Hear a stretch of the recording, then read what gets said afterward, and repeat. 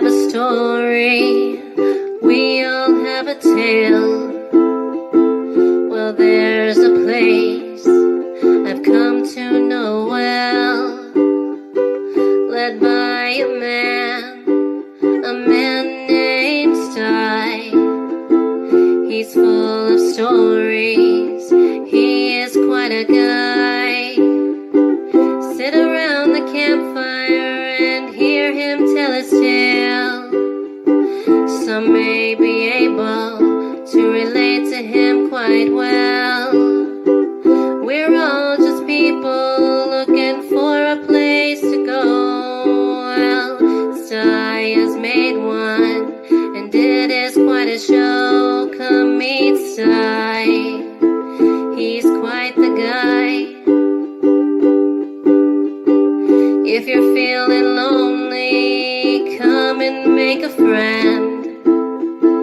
If you need a story, on Sty you can depend. His voice is soothing like a lullaby. Sometimes he brings a tear to my eye. Sit around the campfire and hear him tell his tale. Some may be able to relate to him quite well. We're all just people looking for a place to go. Well, Sty has made one, and it is quite a show. Come meet Sty, he's quite the guy.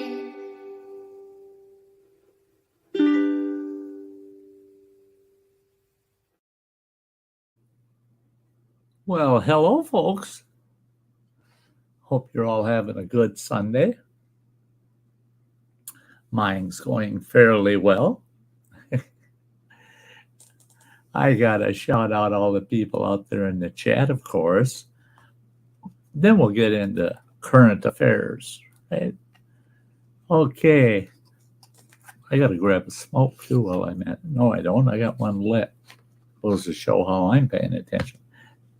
I'm not good at doing 10 things at once anymore. I got to cut that back to about 5. 5 or 6. First one that jumped in real early at noon my time, 2 hours before the show, was Alexander, old country homesteading. He's yelling, "Hey, y'all. Hey, Sty North." Hey, Alexander. Mellow music. What's he got to say? Since I've left over meatloaf, who wants meatloaf sandwich? I do. I like a little bit of ketchup and mustard on mine. Yeah. Running water. There he is, peeking through the trees there. He's just checking us out before the stream starts, right? Hey, June Garden. Hello, Sty, and all in the chat. Hope everyone's having a great day. I'm having a better day today than I did the last couple. We'll get into that later. Hey, Brenda, life and stuff. Hi, first time to your live. I go to Natives on her way to work. Oh, I did. I usually don't catch her on her way to work. I don't know why that one I miss out on. But I catch her at her breaks at work and then her ride home. And I'm just a lurker. She knows it. I'm a lurker. Who else? Oh, well, and there we go. There's Grammy. Hey, Native. Great to see you, girl. Oh, always. There's Dr. Smith. Hey, Dr. Smith. Doctor's in the house. There's Alexander asking how I'm doing.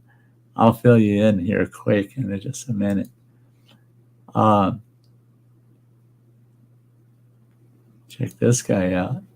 Aha, home of football watch-alongs. Yes, if you're a football fan, you betcha. Hey. Yeah, Sty Story Sundays. I just haven't been up to the process of having a fixed Sty story every Sunday. I did over 200 of them. So I just changed it up. And when I got ill, for those that are new to the channel and those that aren't aware, I have stage 4 terminal cancer. I've lost about close to 100 pounds. And the old gray mare just ain't what she used to be.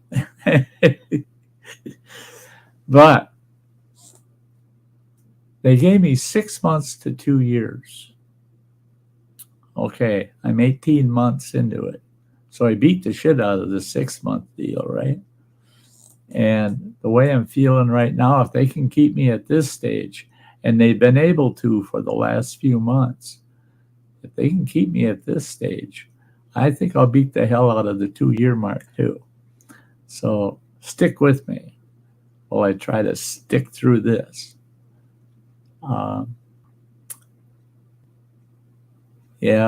Brenda, Life and Stuff and Native, chatting back and forth. Yes, she's saying, thanks for coming, Brenda.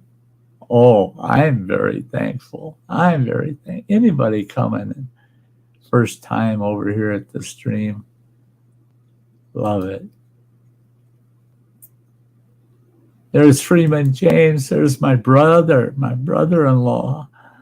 I hope you and sis are doing well. I sure do.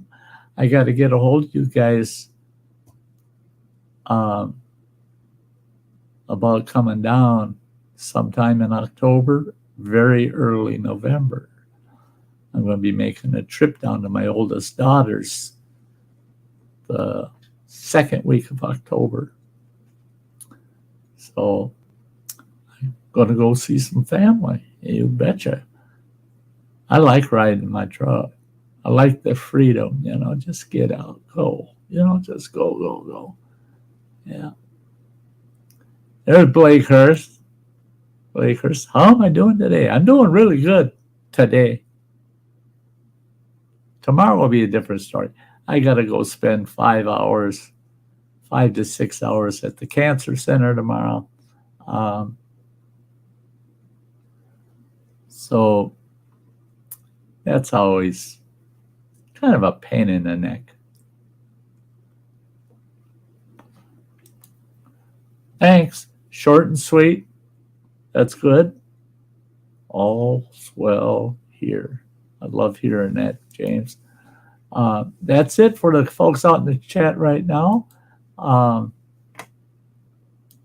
Keep this loaded up. I'm trying to get things set up here. I'm going to bring Gemma up here. Running Water was in the basement, but he fell off. We'll see if he comes back. But here's Gemma. Hey, sweetie. Hey, everybody. Hey, Uncle. Hey, everybody in the chat. Happy Sunday. There he's back down in the basement. We'll pull him up right away and we'll all chat away. There he is. Hello. Pushed the wrong button, didn't you? Yeah. I pushed the button when I was trying to adjust the phone. Uh-huh. Yeah. Oh, I'm gone. Shit. Hey, everybody. Yeah, everybody's yelling, hello, Gemma. Hey, Kathy Bates come in the house. Hello, Kathy.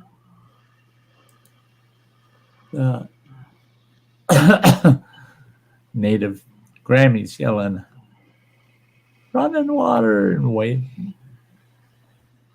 Hey, Grammy. Good to see you. Hugs back. There we go. I was wondering what was going on with my goofy system here. I didn't split screen my other two monitors, so.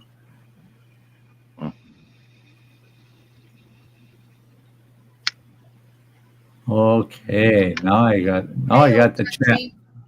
Got the chat nice and big over here.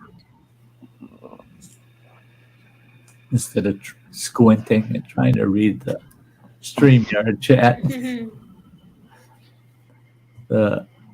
Yeah, I was telling these two folks. Okay, I'm going to give you an update of how my week went. Actually, part of the problem I had later in the week was because of something I did earlier in the week. I quit taking the steroids they give me, right? I thought, I'm feeling so damn good. I can go, man, I bet you I can go a whole week without those steroids they give me. Oh, bullshit. I'm taking them steroids every day. No, I'm not going to miss another one. So last Thursday, I had an appointment, had to go meet this gal that's working with me on my Medicare to get all my doctor, because I got a fresh new bill for $40,000. And I'm going, oh, I got 40 grand. Where is it? I know it's around here somewhere. Bullshit, $40,000. And so I took all my bills, got all my bills together, got all my taxes together, all this paperwork. Went, met up with her, and she's helping me out. We're going higher, hell or high water. She said, we're getting all that shit covered somehow.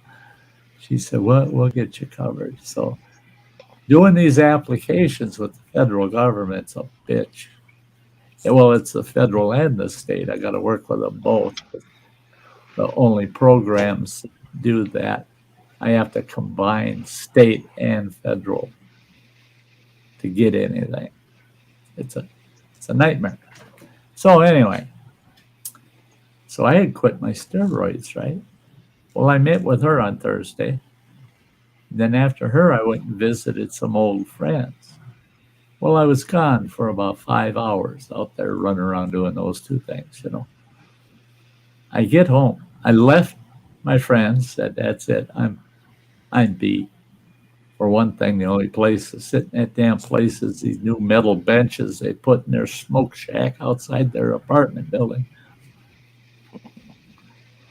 Place is full of handicapped and seniors, right?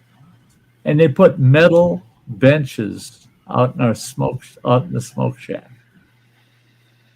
And I asked these folks, I said, why in the hell did they do that? Why didn't they put wood benches in? Or just leave it the way it was, where the tenants were just providing their own lawn chairs, Put chairs in there from Walmart that are cheap and comfortable. And when they break, go get another one. Shit, we can get them for $10, $15. They said no. They put those hard benches in because they said then people won't sit around in there for so long. I said, well, you don't understand. It's a spot for socialization. It's not just a spot for smoking. It's a spot for us to get together and socialize. Well, we don't want people just hanging out there. Okay. Well, my ass hurt by the time I got home, just from sitting on that metal bench for about 3 hours. I get home, park out front like usual, get out of my truck, and I'm coming up the sidewalk, and I'm going, what in the hell? It's like my legs are made out of rubber. They're just, they're not doing what I'm telling them to do. And I'm feeling a little dizzy. I wasn't in the truck, but walking up the sidewalk I was. That's because I didn't take them damn steroids. Those are effects I was having a month ago that went away when the doctor put me on those steroids. Well, I'm coming up the sidewalk, and we got 3 steps. That's all, 3 steps onto our porch. And then it's about what, running water, 6 feet to the front door? If even, yeah. Yeah. No more than 6. No more than 6. Well, thank God I think it's 6. because I didn't hit the wall. Yeah. I got to the top, third step, and I tripped on that third step. It was like my peripheral, well, not my peripheral, my depth perception had gone away. I'm looking at the floor, and it looks like it's halfway closer to my face than it should be, right? So I tripped on that third step. I stepped up on the porch to catch my balance. I got my walking stick. That didn't matter. There I go. Wham! Hit that frickin' porch. Face first. I must have looked like a big old redwood falling down, Just boom. I managed to turn to my left side, and boy, full body weight. Oh, everything on that porch jumped. My head smacked into the porch just hard. But I landed on my left knee, and then I rolled, right? I shouldn't have landed on my left knee. I'll show you why.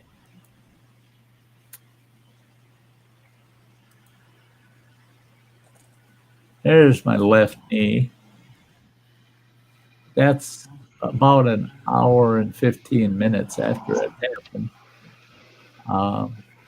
Another view of it. But yeah, I would say ouch, because it had already started to bruise up like that while I was out on the porch. But I laid there on the floor of the porch for 5 minutes without even moving. Just laid there, right in the position I fell. And then I started checking myself out, make sure I didn't break nothing, break any bones or nothing. And I thought, yeah, I'm good that way. Head hurt like a son of a bitch, but the knee was killing me. I tried to get up. Well, right in front of me, if I would have gone straight ahead, my forehead would have gone right through the mailbox, through our big mailbox. I would have been delivered by USPS. Yeah. United States Postal Service just delivered old Sty. It don't take a lot to move that mailbox I put in there. I know, and I've used it before where I've intentionally got down on my knees and worked on something, and I've used that mailbox to hike myself up. That thing's mounted to the you tear the wall off to get that. Well, I drilled it down, and I've got those toggle anchors underneath the boards that you'll have to take half the deck off to get that mailbox ripped out of there. All those deck boards that's screwed into. Yeah. Right. And 2 of the screws are going into the joists. Yeah. So. Right into the joists. Okay. Yeah. And then you must have it screwed to the wall too. No, it's just screwed at the base. Is it really? Because that sucker, even at the top knee, putting full weight against it, it only moves it maybe 1/4 to a 1/2 inch. Yeah. It was like the ones that are going in the joist are the 3/8 bolts, hex bolts, right. ratchet them down in there. Leg bolts, yeah. Yeah. And then the other 2 are just a bolt with a toggle on it. With the expansion toggle. Yeah. Yeah. Yeah, it ain't going nowhere. I think it's mounted to that porch better than the ATMs are in the stores. But so I laid there for 5 minutes. Then I got brave and started to move.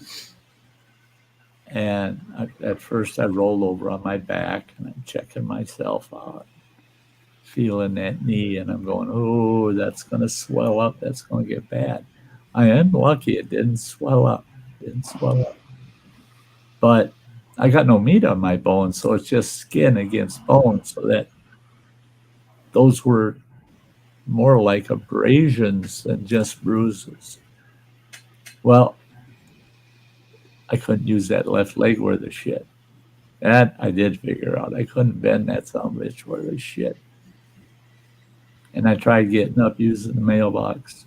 No, couldn't reach quite high enough where I can just barely get my fingers behind it and use it to get me up. And at that point, I was still too weak to get myself up anyway. I laid there for about a half an hour. I thought, some of it, somebody's going to see me laying up here, call the ambulance, all that shit. No, I don't need that. Just let me work it out. And I'm laying there and I look over behind me down the length of the porch, and we got porch chairs out there. And about 8 feet from where I was laying is this green metal porch chair. And I'm going, oh, if I can get to that. If I can get to that, I can use that chair to get my ass off this floor. So I crawled to that chair. That took me a good solid 5 minutes of pain and misery. Got to the chair, and I laid there for another 10 minutes just to catch my wind. And the chair worked. I managed to get over on my stomach, get a hold of that damn metal chair, and get both legs stretched out behind me and get my right leg up underneath. And then I was able, with my arms and my right leg, hoist myself up to a standing position and get on my left foot. And I thought, good, I can handle the pressure, standing. So I turned around, sat in that chair for another half an hour before I had the energy to head for the house. Well, right in front of the freaking house door is laying my walking stick. Because when I crashed and burned, my walking stick, I saw it and heard it slam into that the mailbox in the front door. I thought, oh shit, that's going to draw attention, But when I crawled onto that chair, I left my walking stick behind. So I'm looking way down the porch there at the front door going, God, if that walking stick was only here, I got up, and we got enough junk on our front porch. I used it all. Worked my way down to the front door, up, standing up.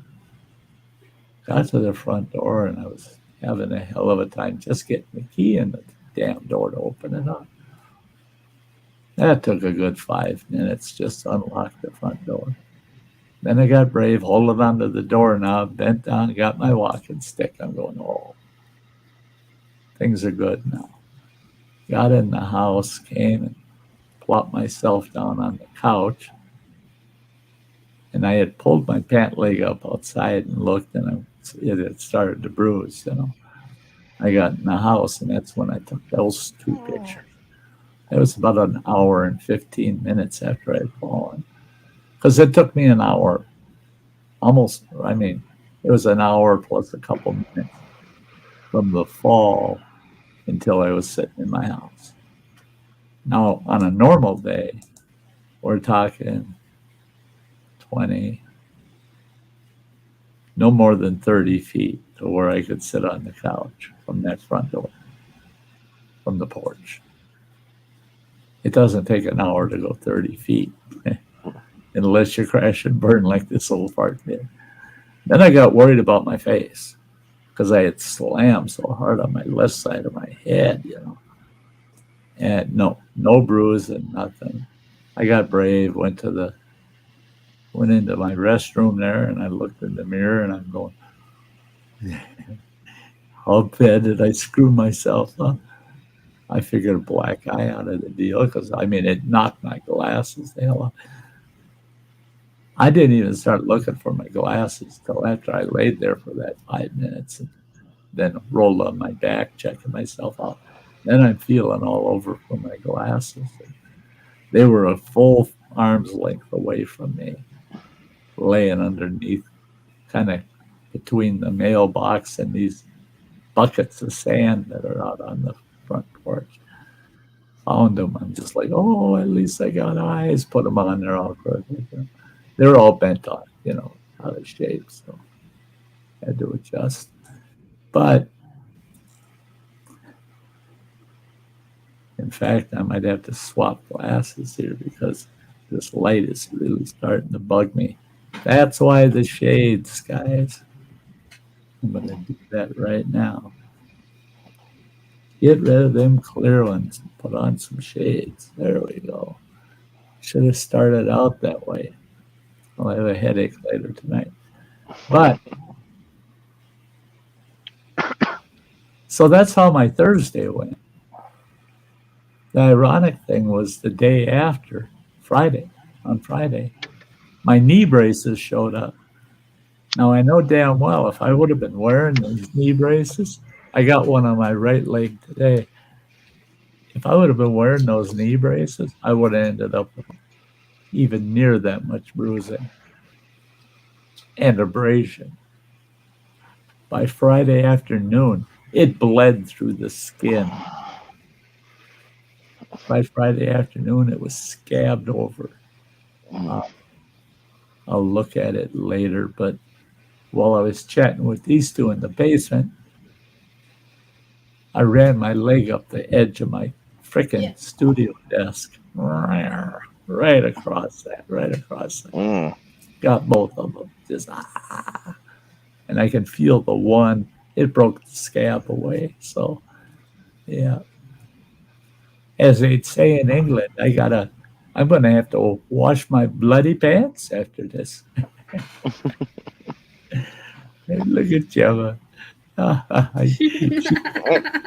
He's Elvising it today. We're doing shades? Okay. Here we go. There, look at him with the round ones, man. Yeah, I'll do the John Lennon over here on this end. You do Elvis, Gemma. And yeah, I put them on because my eyes are puffy. So I've only slept like 4 hours in the last 3 days. So my eyes are like, I take the role as ZZ Top, but I lost all that. It all fell out. But so I was shocked. I messaged my oldest daughter, told her what happened, and there you go, put the radar on, you're good. But and I convinced her, I got her settled down. She was all, did you call the ambulance? Did you go to the doctor? Did you this? Did you that? What if you have a concussion? You could frickin' die. And calm the hell down. And she's so mad. She said, an hour for you to get from your porch to your couch? I've been to your house enough times. That's 30 seconds, not 60 minutes. And I go, yeah, I know. It's we're texting. Finally got her calmed down. At least I believe she was calmed down. And we quit talking. We're done. Conversation's done. Told her I'll get a hold of you tomorrow, blah, blah, blah. What happens? All of a sudden, there's a knock, or I get a text, I open it, and it's from my youngest boy, and he says, I'm at the house, I'm coming in. And I hear a knock, and I hear a key in the door.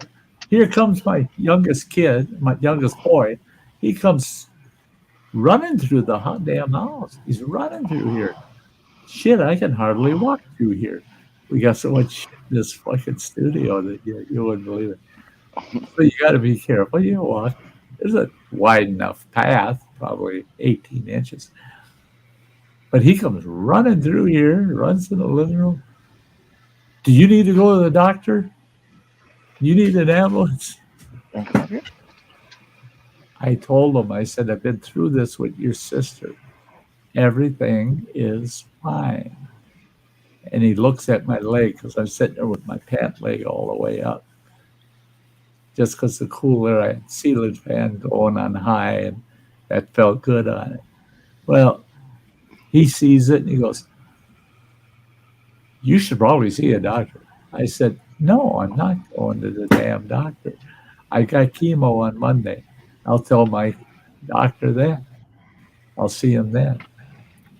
He says, "No, right now." I said, "No, leave me alone. I'm good." Oh, he's all worried as hell and everything. Took forever to calm him down. Now I can only stream for 2 hours today because he's going to be here in a quarter after 4 my time. So he's going to help me with a couple of things. Whoopity-doo. Whoopity-doo. So what did I do? After that crash and burn, I said, that's it. My big all-terrain walker is awkward for getting on and off the porch down the steps and the like. It's too big for in the house. So I got another one. It's usually $169. I had a two-day special on it deal, $54. Shit, you think I hesitated? Nope. Bye. So I got two walkers now. I got one for indoors and I got my all-terrain one. And I like this new one.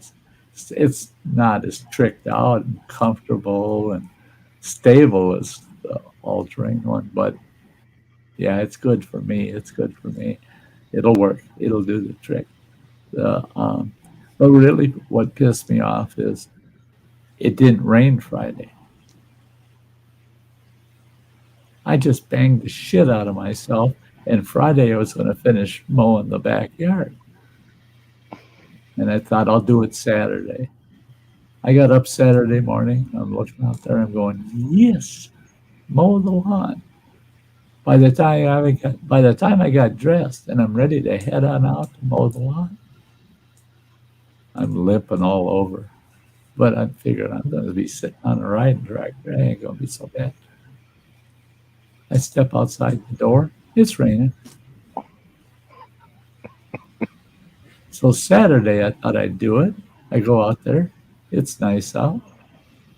But the seat on the tractor's all busted up. And all the foam rubbers got all of yesterday's rain in it. And I'm going, I ain't sitting in that son of a bitch. Last time I put garbage bags over it, the plastic of the seat just cut the garbage bags. I got my ass soaking wet anyway. So I said, I ain't going to do it. I looked at next week's forecast. Okay, I have a few days I can mow next week.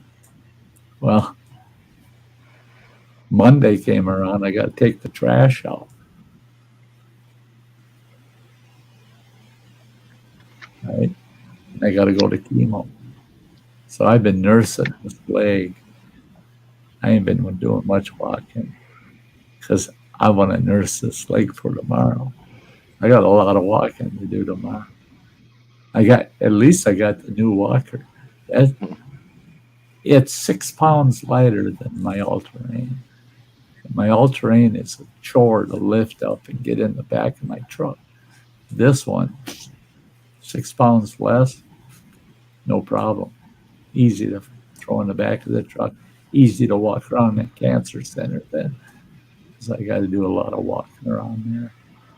Because I got to walk 3 times as far on Friday to go there, and because I got to go in for a CT scan and see the doctor, blah blah blah, on Friday.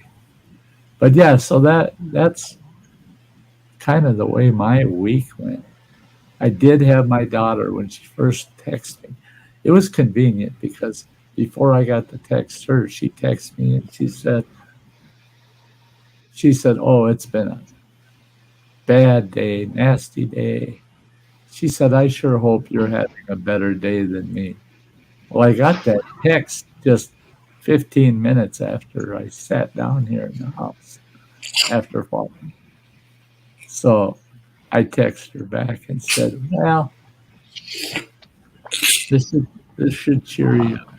I'm Thank you. not having a better day. Bless you, girl. I'm having a better day. Thank But you. I want a little hog wild bucket list items. Anybody ever eat these damn things? Honey stingers. Mhm.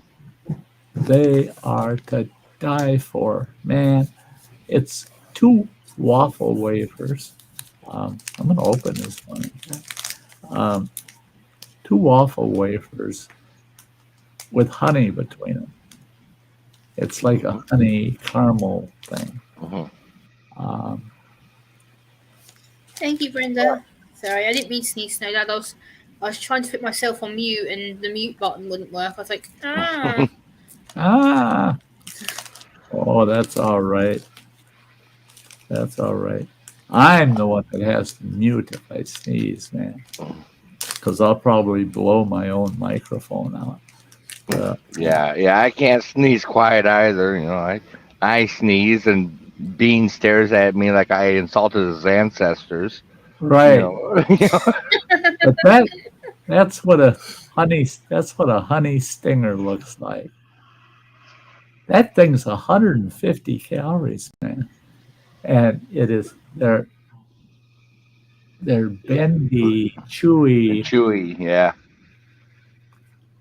kind of crispy soft, you know? Oh, and it tastes so damn good. Hardly anything I eat anymore. My taste buds are gone. They're gone. I should have saved the package. I bought these 2 packages of meat at Walmart. They're in the canned meat department, and they're foil packages. You can take the meat out of the packet, put it in a bowl, and microwave it, or just get some water boiling and set the packet in the water. That's what I did.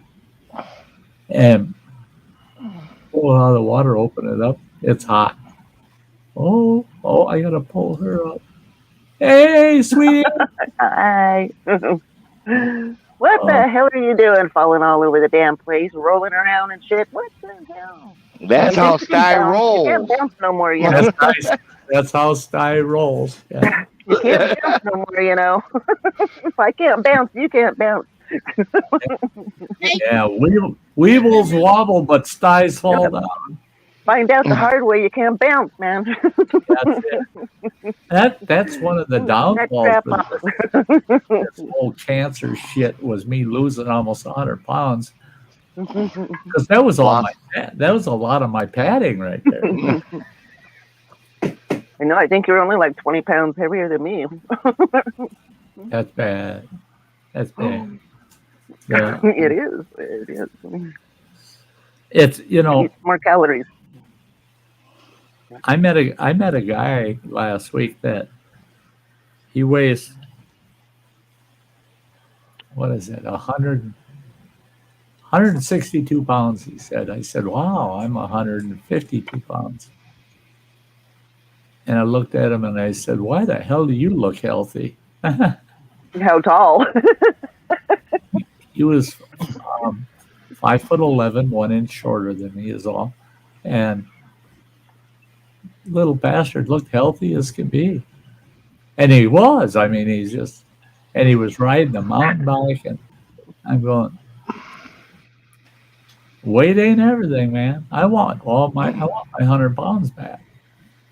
I can't get it back, but I want it back.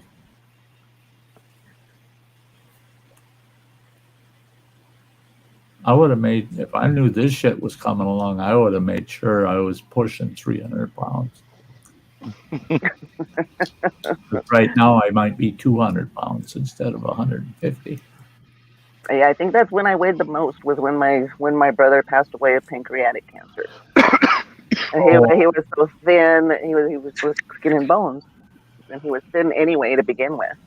Yeah, I think I gained the most weight then. It was like, if I ever get like that, I'm not gonna. He didn't have anything for his body to feed on. So well, see that they even even told me when they first found out I had the esophageal cancer. They told me flat out, the oncologist said, how much did you weigh before the symptoms kicked in? I said, well, 257 pounds.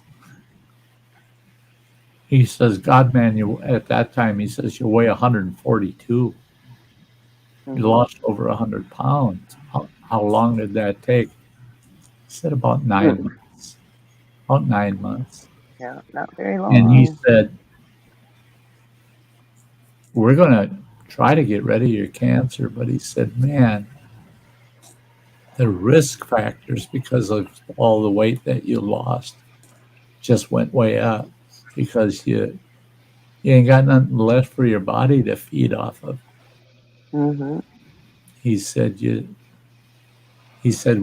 the problem is once we do that surgery, your current weight is pretty much so what you can expect the rest of your life. Even if you beat the cancer, you're not going to get much over 150, 160 pounds. And I told him, I said, we'll see about that. I got up to 168 one time. But the chemo knocked that right the hell back down. Oh, yeah. But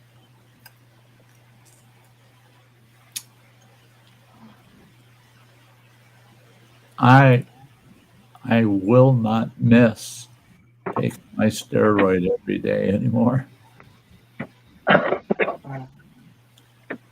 I know that was a big contributor to what happened. Was I didn't have that steroid in me, counteracting some of the side effects, the dizziness and the unstable legs. You know, the steroid seems to keep me a little more at peak on things. You know, doesn't give me any. It gives me extra energy, but I just don't have the strength. That's what pisses me off. Yeah. I can't. I can imagine. I know I don't have the strength that I used to have. Since I lost, I don't have the strength I used to have. I've lost a lot of muscle. I'm down to. I'm grunting on 20 pounds. I mean, I'm really grunting. 20 pounds just is pushing the limit for me. I can carry a milk carton, a gallon of milk in each hand and carry it without falling over. That's why I need two. I can say two of them so you balance out. Yeah. And that's 16 pounds, right? Mm-hmm. Yeah. About 8 pounds. Yeah, about 8 pounds a gallon. Yeah. And the but still that I can carry it maybe 100 feet. I'm done. But the other day I was looking outside. I had the energy and the real want to. Oh boy, I wanted to get out there and start splitting some wood. I got the bunch that's cut in length. I just got to split it. And wood splitters just sitting there going, are you going to use me or not? You know. I'm gonna buffer, damn it. And the problem was I thought about it too long. And if I think too hard for too long, I get all wore out. Yeah. I wear myself out thinking about it. Well, see, I was thinking about that when last time I was home, you know, the wood out there. And I've got that scaffolding, that platform's able to move down to lower levels. I was thinking I could take and put that on a lower level and stage a bunch of wood up on there so it's right there at and see, I already waist height. I already figured I got the perfect piece out there. I'm going to cut a chunk that's the right height as a stool for me to sit on at the splitter, and I'll put the wagon under the discharge end. And I'll just let the split pieces fall in the wagon, pull the wagon over and stack it. Yeah, I got the whole system pretty well figured out. Um, I'm gonna have to hook my data up on my phone and do my hotspot. yeah. Damn it. James Skype's in the Gonna house. keep buffering if I don't. Hey, James. I saw you had an open panel. I was going to jump up on there, but I got all banged up in the leg. I haven't been even watching YouTube as much as I usually do during a week. But when I saw you had open panel, I was going to run over there and maybe jump up and harass you guys. You're checking to see if you could bounce. That's all. Sure, good to see you.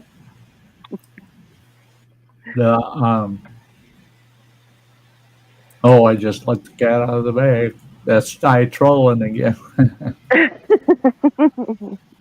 Oh, James, I saw you were live. Yeah, Sty trolling. As much as I troll,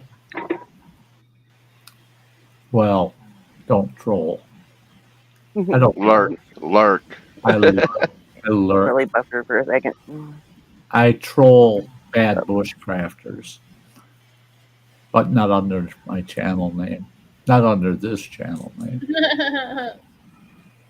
Nobody knows who the hell I am when I show up in one of those streams and start telling these so-called professionals they can kiss my ass. They don't know nothing. You want to learn something? Give me a call. Yeah. The only ones I troll is the suggestions that Facebook throws at me. For it's like suggested for you by Facebook, and they had one that come up as a little cartoon that someone had drawn that had had a cow there looking at a baby cow. It's like, sorry, baby, they're going to take you away because they want to use the milk for the humans. And I took a comment and I'm like, veal parmesan does sound good. Thanks for the inspiration for today's lunch.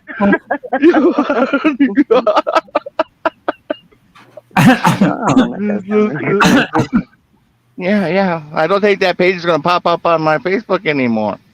No, they don't want you to follow them. That's it. Yeah, that's a good one. I get the most stupid ads pop up on Facebook for me. Like the other day, I had a autism supplement come up as a suggestion on my Facebook. It was like, to cure or prevent serious autism, and it was like this blue and white box, and it was like take 3 scoops of this a day, and it was like claiming that it fixed children's autism and all this stuff. I'm like, why are you sending this to me?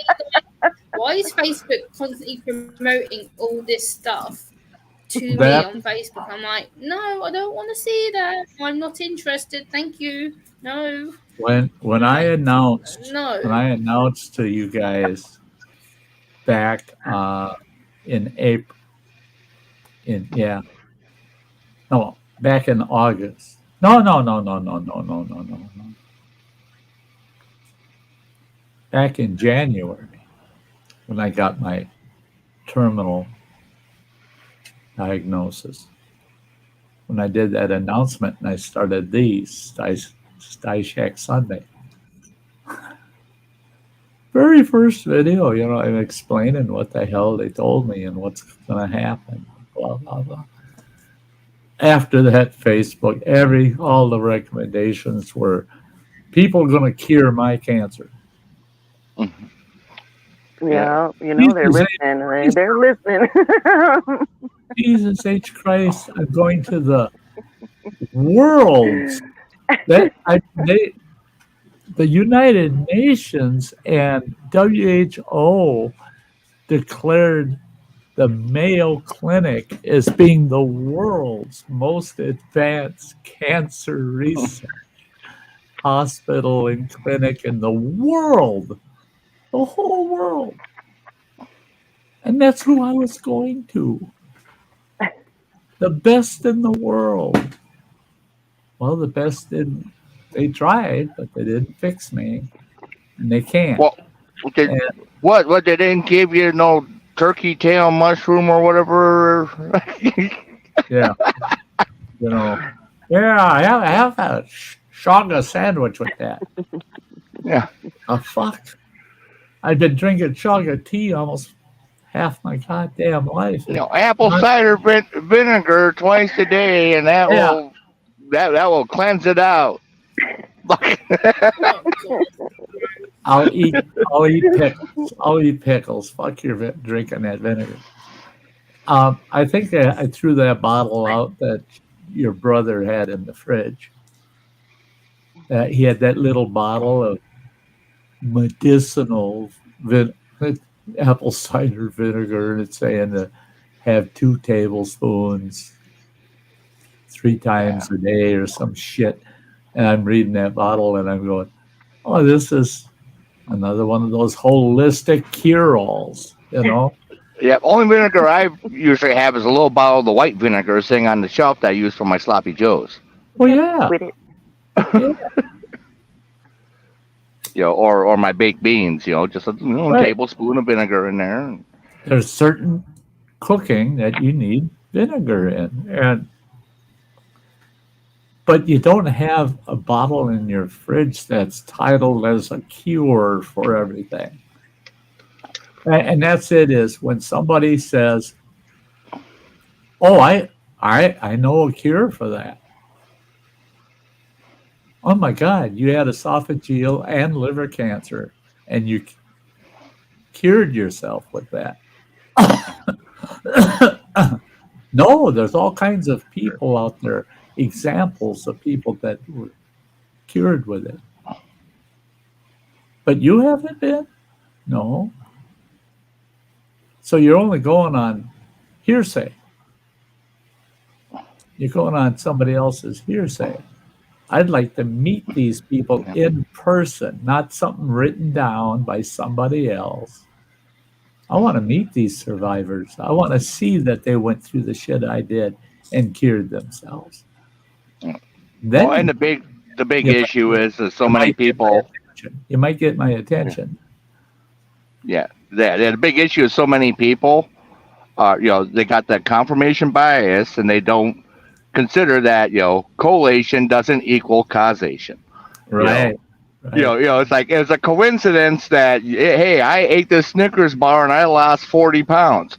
It doesn't mean eating Snickers bar is going to make you lose weight. No, it doesn't. Yeah. And common sense takes you down that path, right? That's like with Shaga. That's a holistic curing product. You go out, you harvest it wild, and consume it. Why do I take it if I don't believe in these things? It's not that I don't believe in these things. It's not that I believe that 90% of these cures that are natural, they're not cures, they're treatments. They're natural treatments that have been proven over ages, thousands of years in some cases, like Shaga. Well, that's a lot of evidence, consequential evidence, that you can put some reliability to it. But when it's a new age thing, when somebody says, oh, this is all new, well, I'm sorry, I ain't going to live for 1,000 years to find out if this holistic thing is real or not. No, but it works. Right now it's just coincidental. It's coincidental because the facts aren't in yet. The facts are not in. You've just come up with a theory. Yeah, well, and I always get a kick out of the ones where, it's like you're going to a mall or something, and they got the little stand, and they're like, yeah, you drink this and eat this, and, and it'll detox you. It's like, thanks, but I've already got kidneys and a liver that detox me. They do that. Yeah. But you know what those people are? And it's hard for them to admit.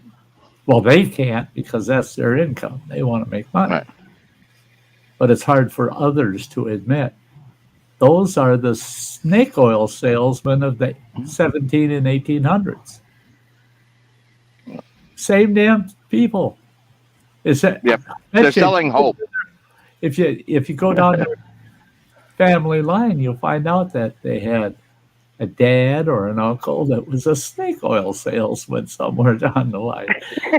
Oh my god, yeah. And Snake oil. you know and a lot. You look at the history of snake oil. Cure-all. Mm. Why was it a cure-all? Because what they would do is they just fill a barrel full of whiskey and throw a bunch of dead snakes in it Ew. and let them soak.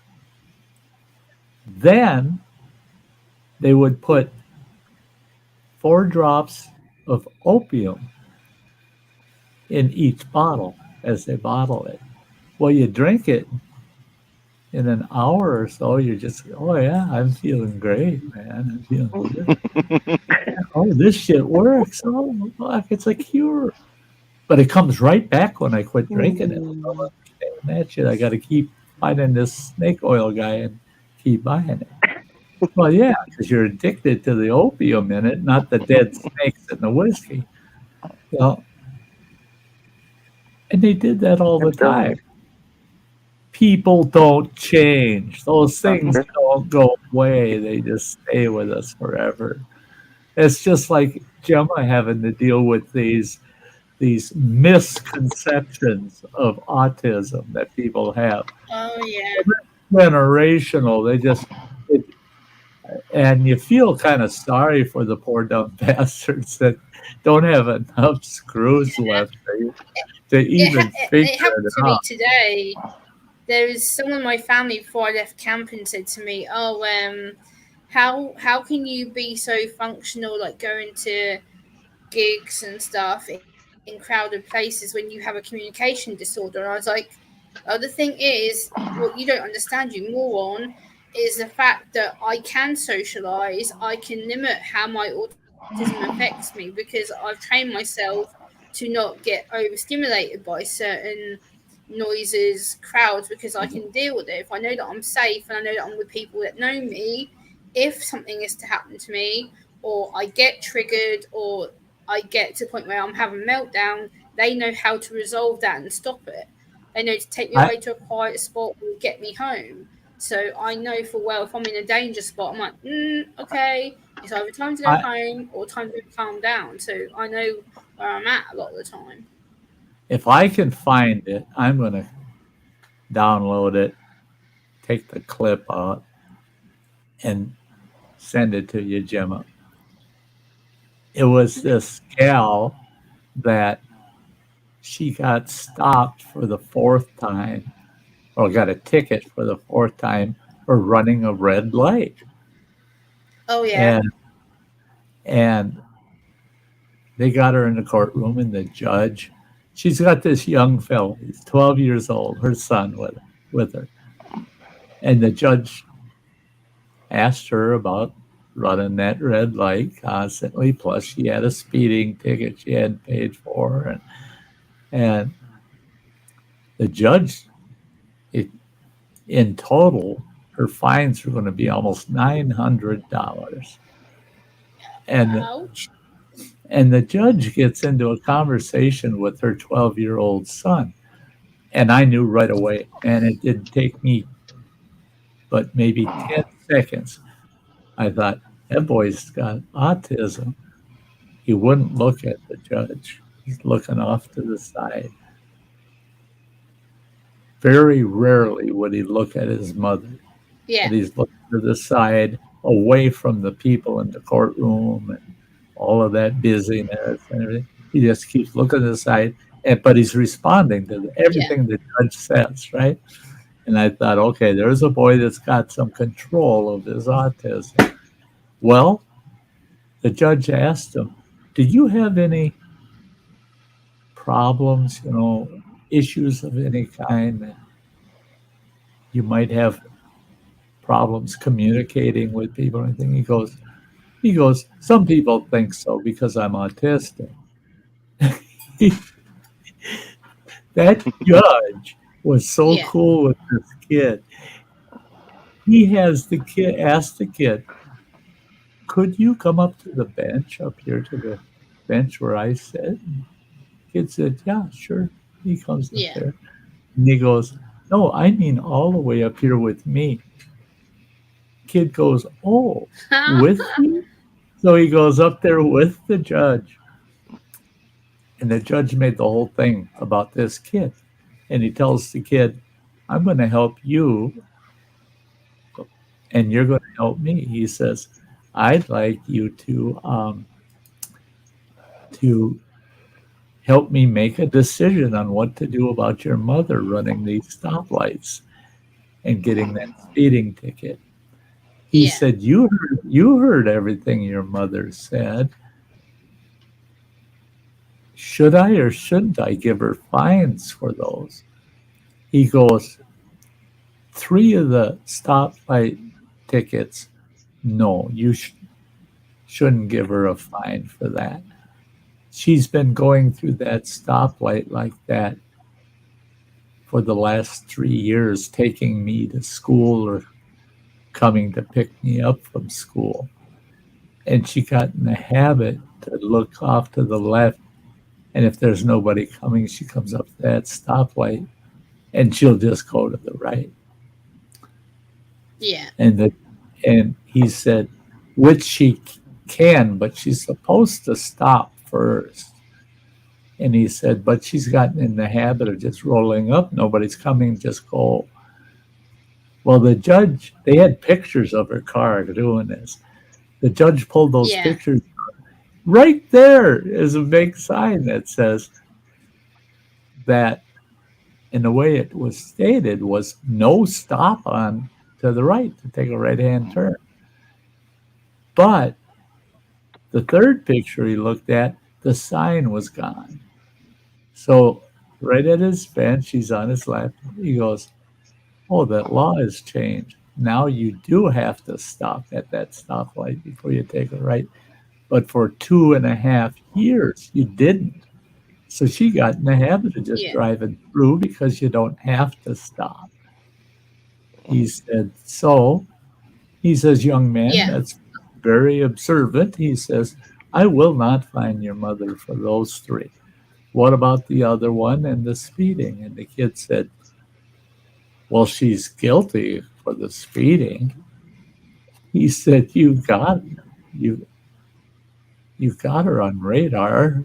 She's guilty. She even admitted to the cop, he says, that she was speeding.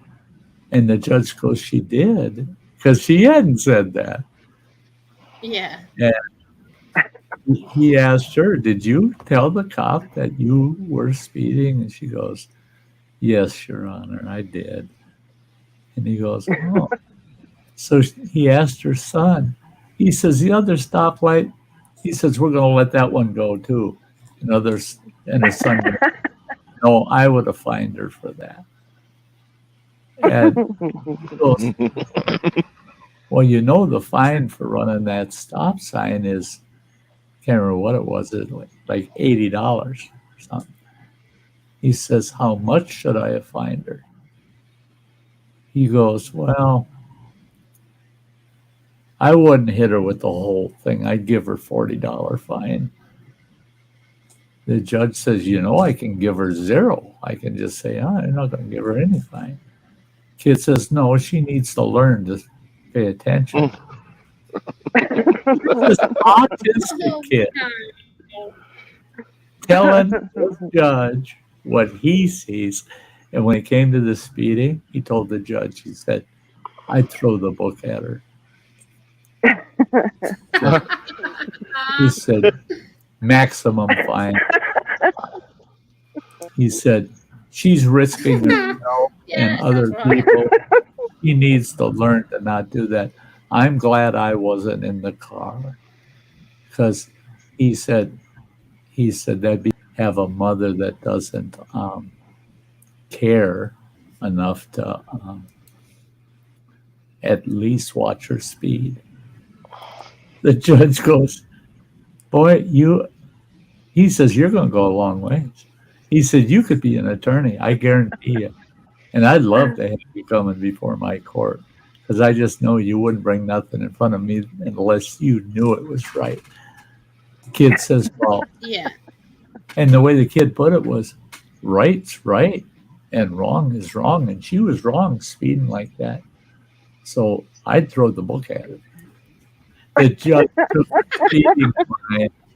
took her speeding fine and cut it in half and told her she had 12 months, a 12-month payment plan, that they'll do a 12-month payment. Yeah. It was going to come out to like $12 a month.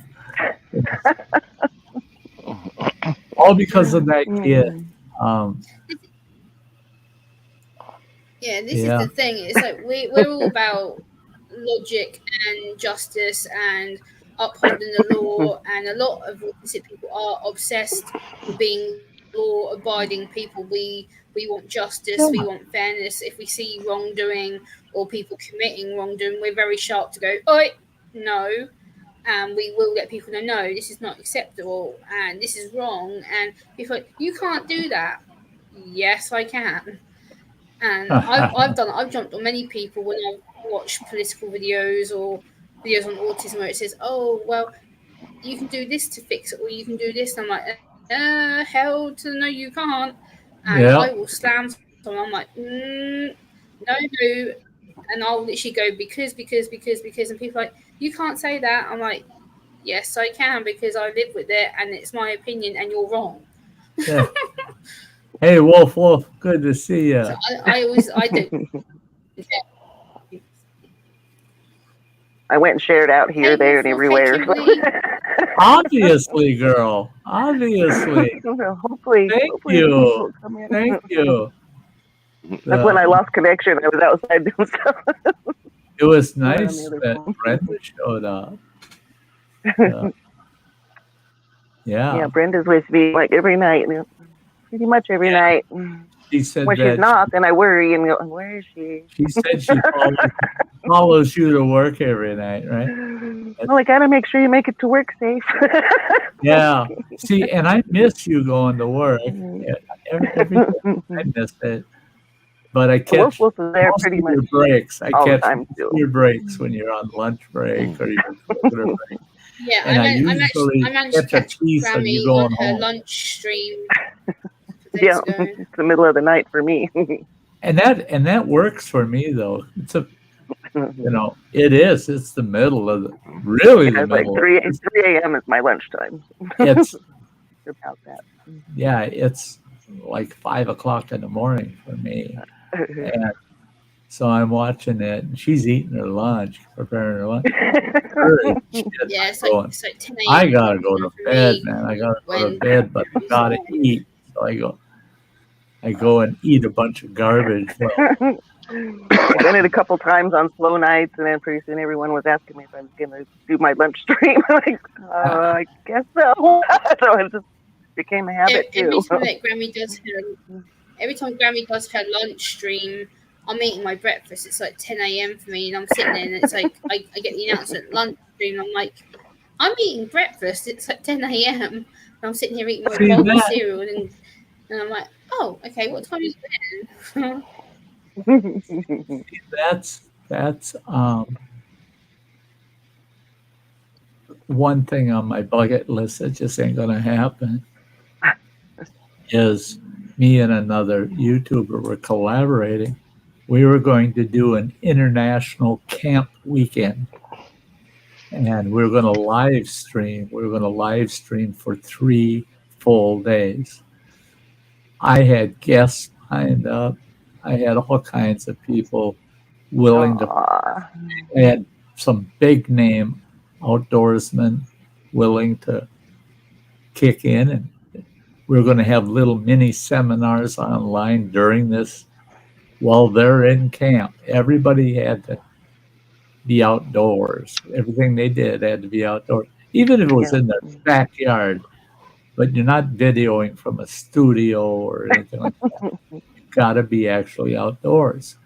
But to do it internationally, that was difficult for me to put together, to find people around the globe, not just east and west, but north and south. I had someone from New Zealand, someone from Australia, I had someone from Alaska, I had someone from Siberia, for Christ's sakes. It would have worked at that time while we were putting it together because the Russians weren't censoring. That would have been fun. That would have been cool. And what we were doing is breakfast time and dinner time fall so close together for the U.S. and Britain. So we would do every meal was an international camp meal. What are you making in your camp? And everybody that's in their camp preparing their breakfasts or dinners were all in the schedule. And I'd pull them up and they'd be at their campfires or on their camp cook stoves or whatever. But it was so cool because in our practice streams, we'd have somebody in a time zone that it's dinner time, someone in a time zone that's breakfast. So you got someone making a breakfast and they're telling you what they're making and how, and someone making their dinner and they're telling us what they're making and how. And it's going on live at the same time. It would be so cool. It was going to be, it was a huge, huge endeavor for two of us. We consider ourselves baby YouTubers because that kind of collaboration is usually done by somebody that's got 1 million followers or more. And here we're sitting with 4,000, and my partner had less than 1,000 at the time. He couldn't even be monetized yet.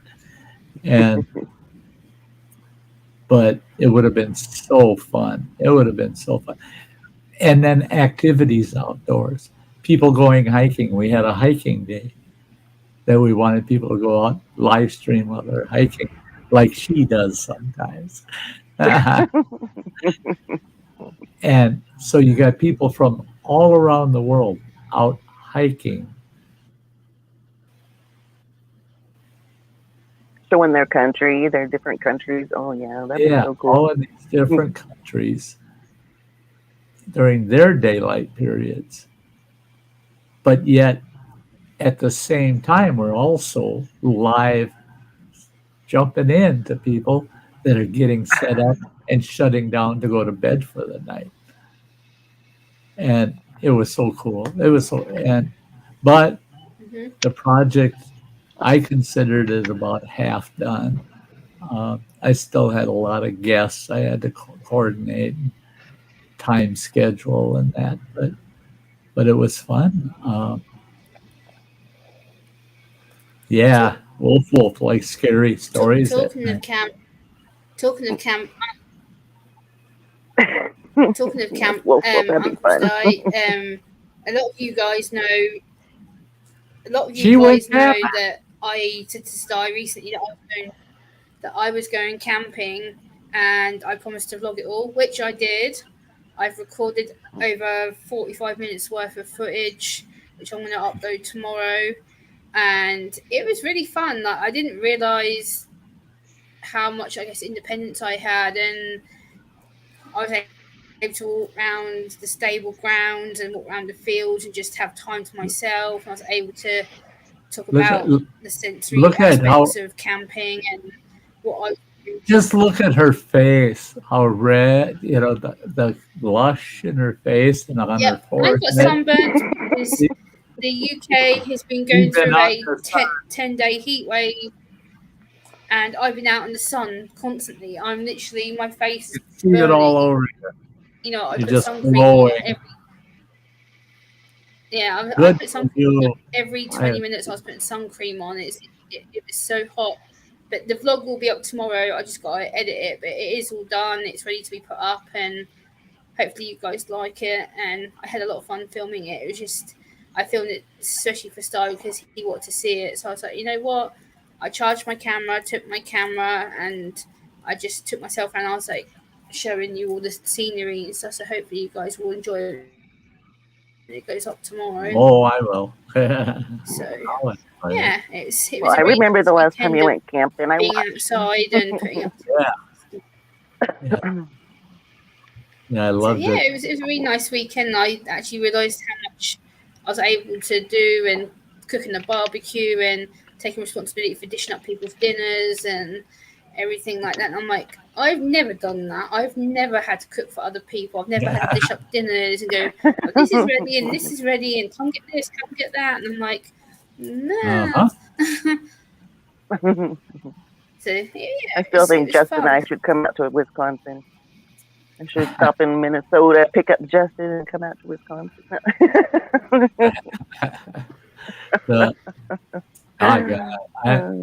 I want to go see pitch my tents in Running Water's yard. I was going to say pitch some tents.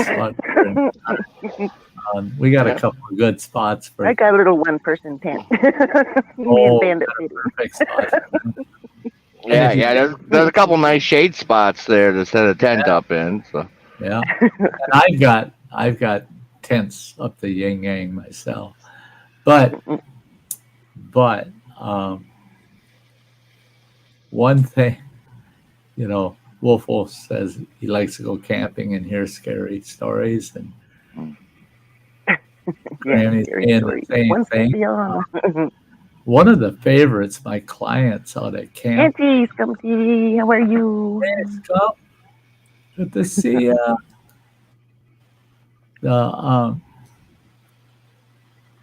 But one of their favorite stories that I would tell out I had there to try those ones. Pretzel sticks. Was kind of spicy. I told them the story when I was out hiking, and I had this eerie feeling something's watching me, and so I looked in the woods, looked all around, didn't see nothing. Then all of a sudden I thought I heard footsteps, I turned, looked behind me, and back down the trail, and there's a big old grizzly bear following me up that damn trail. And now I'm hiking in a place I don't know, and I got this 600-pound, 700-pound grizzly bear following me up that damn trail. Well, where the hell do you go? So I'm just staying on that trail. And I thought to myself, if I just pick up my pace, get some distance between us, I'll be okay. So I picked up my pace. Well, so did the bear. But he's getting closer. He ain't getting farther away from me.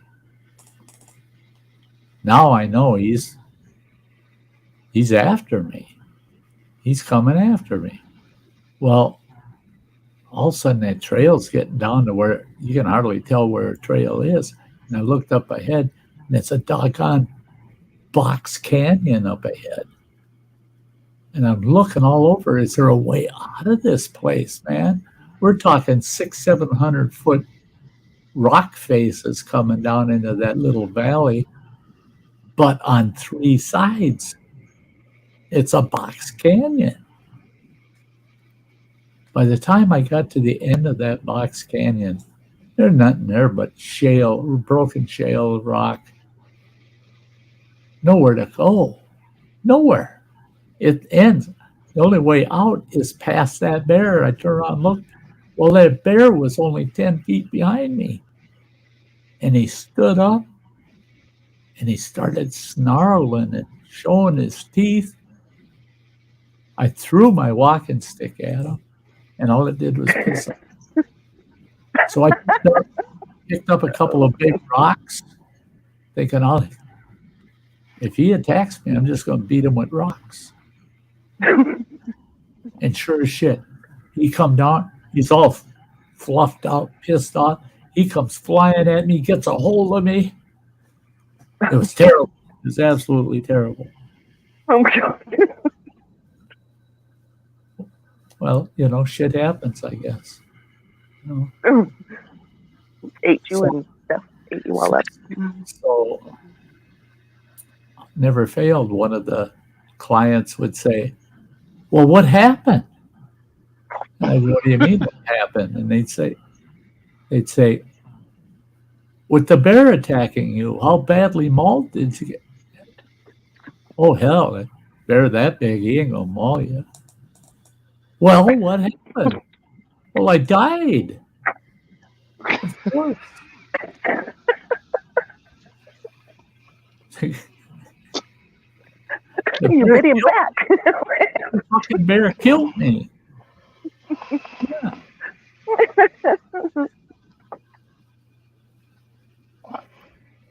So I'm full of shit too, I just don't. Oh, so, I don't call that a Sty story. That's a Sty tale. Yeah. Mr. Fulton, awesome. I tell Wow. him, big news today, Mr. Fulton. We won both our games, and we were called the Hamilton County Rockin' Rookies. Won both games today, and our state champion gold medal winners, Special Olympics. Good for you. Good for you. Awesome. Good for you. Some good recognition there, fella. Way to go. Way to go. Running Water, I need to thank you for your payment on the trail. Oh, yeah. I've been a bad boy. Oh, I figured you would be. Some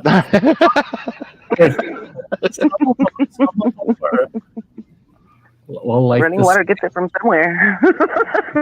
like the Stingers, Wow.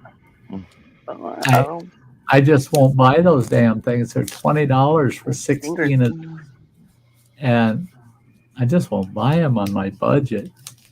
Well, I'll buy them with my bucket list money. And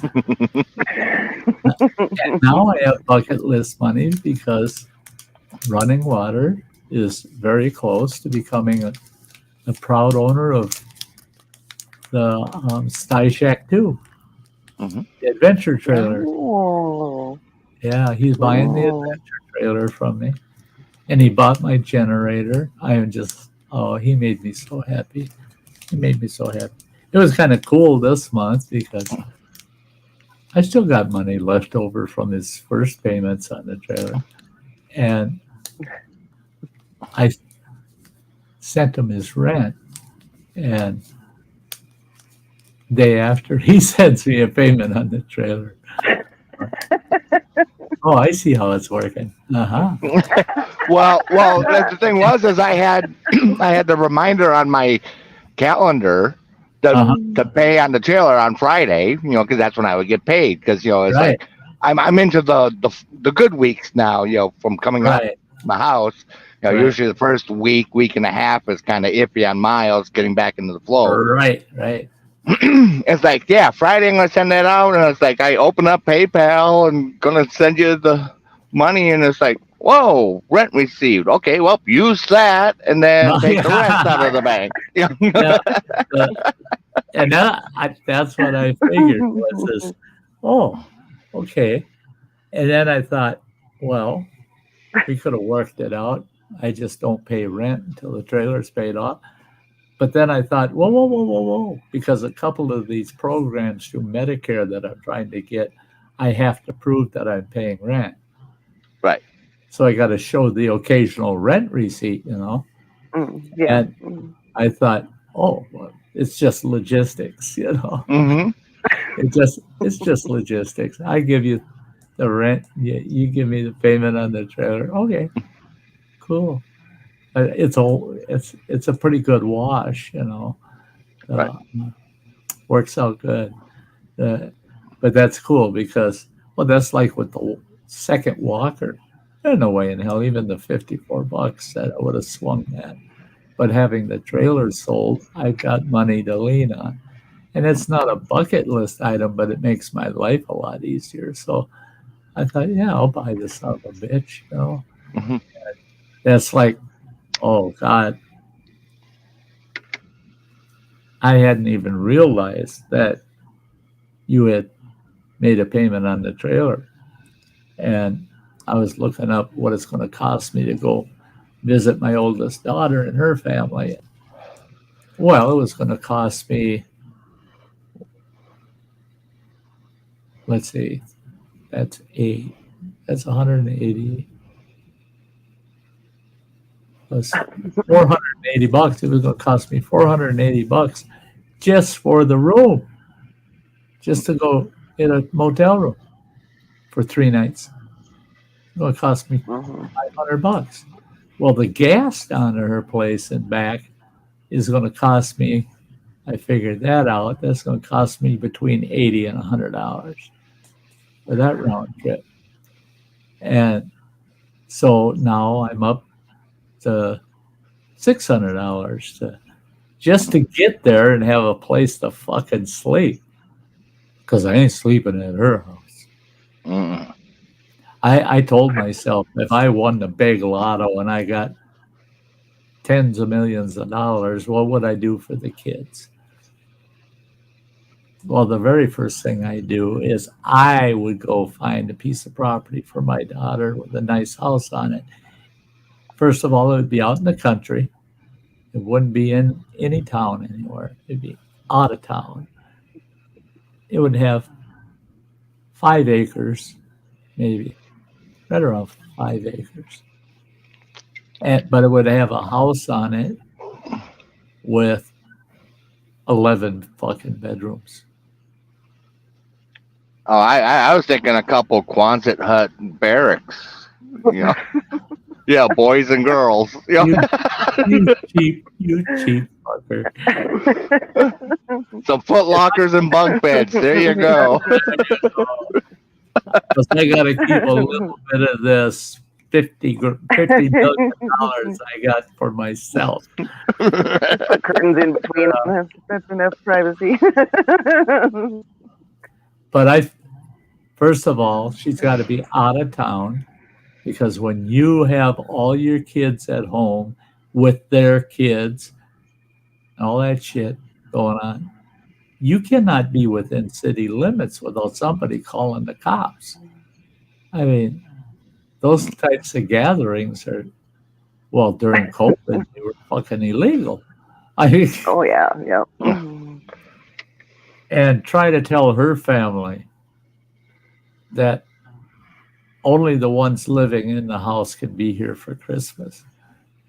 Oh, that'd be like the Civil War in one little place, in one little house.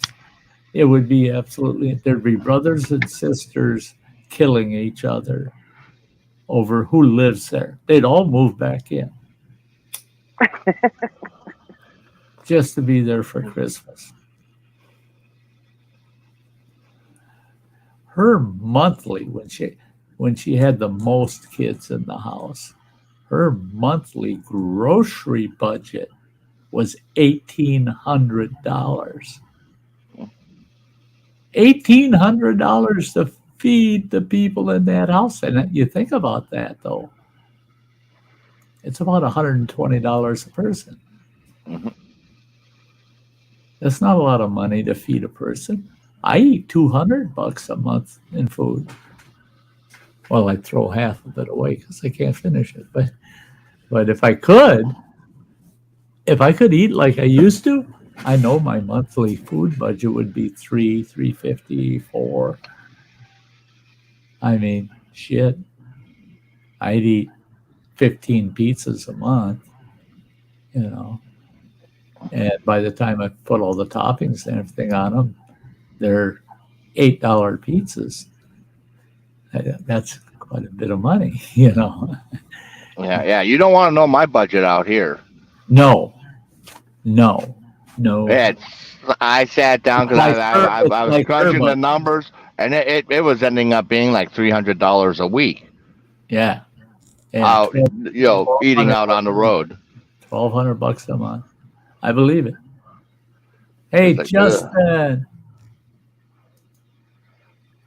I had another piece of that sausage after I banged my leg up. Justin didn't see that.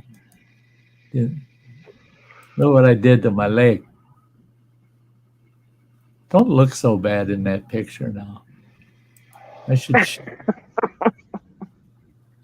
The pants I'm wearing, I'd have to pull them down to show you. But no, I ain't gonna do that. I ain't gonna do that. I think I got some knee pads out there in the shed. Some nice. Those cups. Yeah, well. It's the cup, and then it's got the half shin guard. Oh yeah. Knee pad. Like the brickworker style. See, that won't make the difference because I can't even put my fingers on those two spots without it hurting. So I like I said, I tried to put that knee brace, and it's just like it's elastic. It's a compression type brace, and the one on my right leg feels like $1 million, man. Now, something related to that. I had this was about a month ago. Had scraped up my shin pretty good. Climbing on a trailer. Yeah. Just missteps, scraped it on the steel where didn't cut the leg, but got that scab on there. Yeah, I was going to say, I thought I saw that. What I ended up doing, and I was just sitting there because it was, because it was drying out and it's just pulling and stuff, and I just got a wild hair up my butt and thought, well, I wonder. I put one of those dude wipes on there because they're non-alcohol. I put a couple of those on there and just let them set on there. Put a couple of the Ace bandage on it. Oh, it's so nice and cooling and moisturizing. I only had that one pack, and I ordered. What did I order? 6 packs. Because you gave me 2 packs. You gave me the standard dude wipes, regular, no unscented. Plain ones, right? And a pack of those medicated ones, and I started reading that, and they got witch hazel in them. Yes. So I started using those on my tail end. Oh, they're nice because I got. It's almost like a bed sore going on. It's not as bad as a bed sore, but it's almost like where my tailbone is. I mean, right at the top of the crack of my ass. It just hurts like a mother, and those dude wipes, they were doing so good. But then I got a wild hair and I saw they had tucks in these round containers, and women use those when they have kids. Mm-hmm. Yep. Because they're so soothing and they take away the pain. Yep. Yeah. You have to be extra careful though. Make sure you don't get the ones that have alcohol. Oh yeah. Yeah. Well, Tux doesn't have alcohol. Oh my god! Because the ex-wife had done that after Allie was born. I looked at everything. Because they sent a tub of the witch hazel wipes home with her. Well, when they ran out, she went and bought another tub that was witch hazel, but didn't look, and it's like witch hazel and alcohol wipe. Oh, and I looked at every form of name brand Tux. I looked at every formula on them. There isn't a single one out there with alcohol in it right now. No, this was like Target's version of Equate brand, generic brand. Yeah. It's just like these wipes with witch hazel, and she's like, witch hazel's so good. It's like it is, but it is. They put the alcohol part in there for disinfecting. That's what they did. Ouch. Well, and it was in the makeup section, so someone cleaning their face and stuff. I was like, okay, sure. You'll get that initial nasty sting, and then the witch hazel take care of the sting of the alcohol. That's dumb. Let's add to my misery to get rid of my misery. That's dumb. Assholes. But so I got those stuck. And now that you mention it, the only problem is with the dude wipes, I can see that pull the pant leg up or wear shorts and lay a couple of dude wipes over that. Because they'll pat right down to your leg, you know. Right. And just let the cool air evaporate the liquid out while it's healing your owie, and the witch hazel will take the pain out of it. So I'm glad I ordered 6 packs because I'm going to try that. I'm going to try that on the leg today. But those tucks, I could put 2 of those on there. The only problem there is they're juicier than the nude wipes. You put them on there, and you better have something that's plastic under your leg to catch the liquid that's going to run off of it. Yeah, what I used was saran wrap. When I put the 2 wipes on there, I put a wrap of saran wrap on there, and I put an ace bandage over it just to hold it on there. Hold it in place. But it's not a bad idea. Put a couple of tucks in there, and I could actually fold them in half and put them across that spot, and then use saran wrap like you're talking, and I could slip that knee brace then and have something smooth to run up over. Yeah, smooth and compress it. Yeah. And that knee brace would hold it in place for the whole day. Not a bad idea. Because I tell you, I was so pissed. These knee braces aren't cheap. And there I got brand new knee braces just staring at me going, oh, yeah, you had to fall down the day before you used me, didn't you? Yeah, fuckers. So I had to put one on my right leg just to see how it fit, see if it would do anything. And oh, yeah, changed my life. What's this?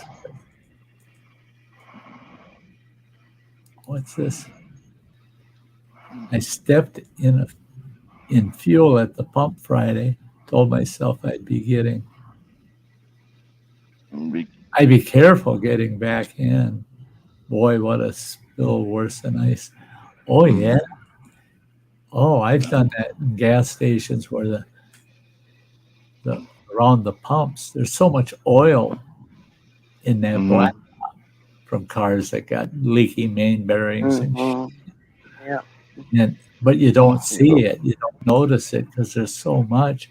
The minute gas hits it, holy shit, you're going for a ride. Yeah, that's the diesel pumps. You know, you might as well have WD-40 on the bottom of your boots. Exactly. Yeah.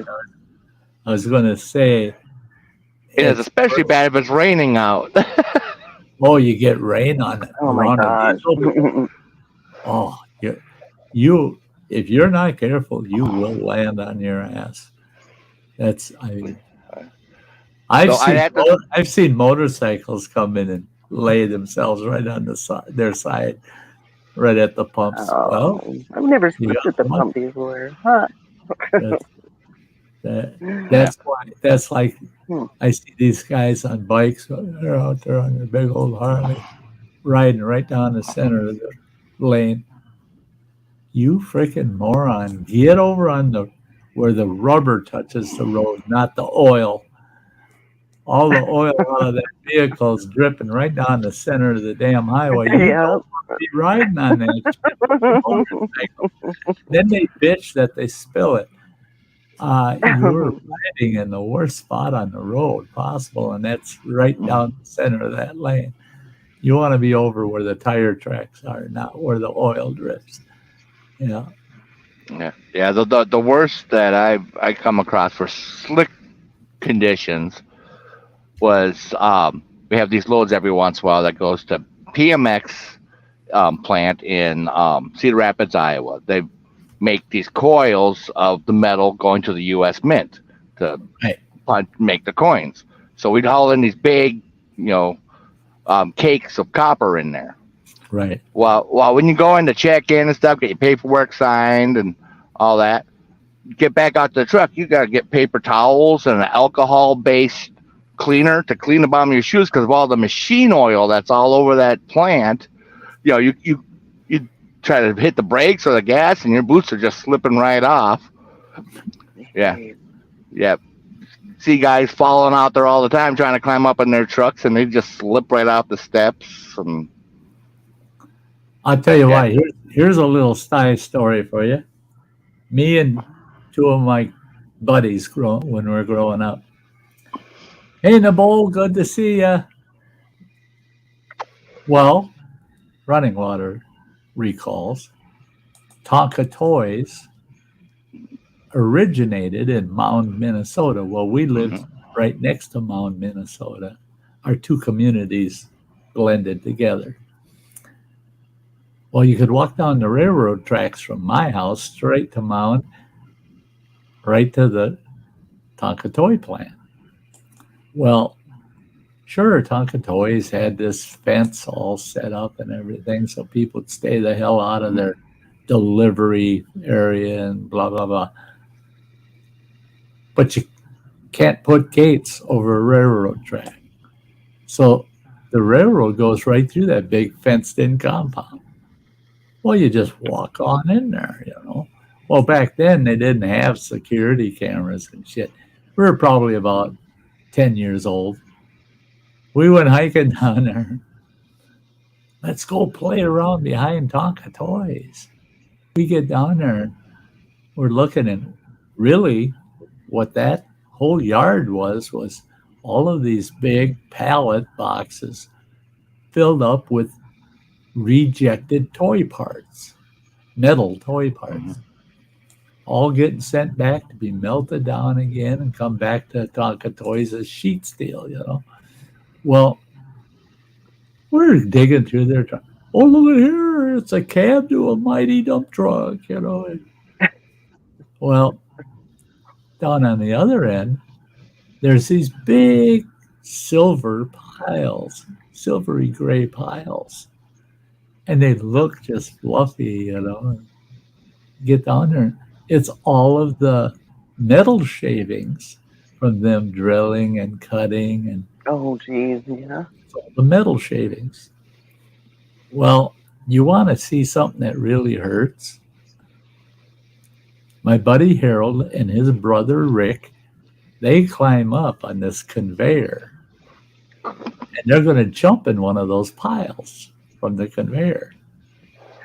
I'm down below at the bottom of that pile, and I reached down and grabbed a handful of that shit. And I'm going, that shit's cool. And I'm going, but God, it's all oily. It's all full of oil. Well, of course, machining oil for doing the cutting and everything. And I'm playing around with it, and then my hands started to hurt. And I shook that shit off my hands. I look, both hands are bleeding like a son of a bitch. It's like picking up a handful oh my God. wide open razor blades is what it's like. And just as I turned to yell, don't jump, there they go. Oh my God. They rolled down off of that pile, just screaming, both of them. They get down, they're just shaking, trying to shake that shit up and make it big because it's all over their faces, everything. Just stuck to them because of the oil. Oh my God. And they're trying to wipe it off. And I'm going, no. Oh my God. You're hosing off. Oh my God, horrible. And we had about 1.5 miles we had to hike back home. Me with cut up hands, these two with everything cut up. Right. I mean, that shit went right through their jeans and cut their legs up. And by the time I got my mom to help me get that shit out of my hands, some of it was embedded, and got my hands soaked in iodine. I went over to Harold's house to see how those two boys were doing. They were still outside screaming while their mom used garden hose on them to spray that metal.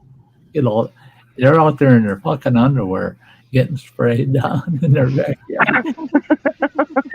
That's probably the only way they could do it.